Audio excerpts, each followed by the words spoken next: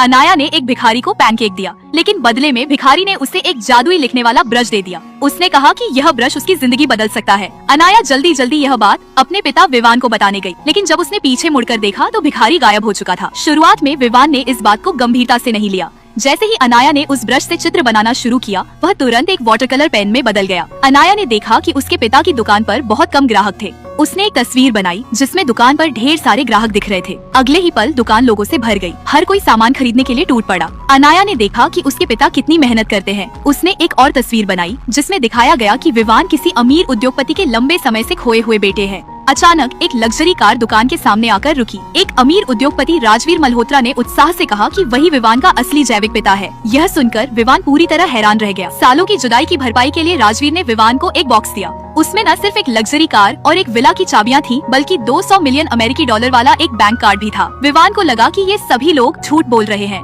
फिर उसने आसपास बहुत सारे कैमरे देखे। उसे लगा कि यह कोई रियलिटी शो या वैरायटी शो की शूटिंग है। जिसके बाद वह राजवीर की लग्जरी कार में बैठ गया। राजवीर बहुत खुश था। उसने कहा कि उसने पहले ही विवान के बैंक खाते में बहुत बड़ी रकम ट्रांसफर कर दी है। विवान भी बहुत खुश हुआ और उसने राजवीर का हाथ मजबूती से थाम लिया। उसे लगा कि वह उद्योगपति के बेटे का अभिनय करके पैसे कमाएगा। इसी समय अनाया ने फिर से चित्र बनाना शुरू किया। उसने चाहा कि उसके पिता को एक सुंदर पत्नी मिले। जब वे उद्योगपति के विला पहुंचे तो वहां पहले से ही एक खूबसूरत महिला सानवी उनका इंतजार कर रही थी। राजवीर ने उसे विवान की असिस्टेंट नियुक्त कर दिया। उसने विवान को अपनी एक कंपनी भी तोहफे में दे दी। यह देखकर विवान बेहद खुश हो गया। वही कंपनी थी जिसने कुछ दिन पहले उसे नौकरी से निकाल दिया था। वहाँ वही लोग काम करते थे जिन्होंने कभी उसे तंग किया और उसका अपमान किया था। जब विवान कंपनी पहुंचा तो यह सोचकर कि सब एक नाटक है, उसने उन सभी लोगों को थप्पड़ मार दिया जिन्होंने पहले उसे परेशान किया था। उनके रिएक्शन देखकर वह मन ही मन उनकी अभिनय कला की तारीफ कर रहा था। तभी उसकी असिस्टेंट सानवी अंदर आई और घोषणा की कि विवान ही नया नियुक्त किया गया सीईओ है। लेकिन मैनेजर करण मेहरा को इस पर बिल्कुल भरोसा नहीं हुआ।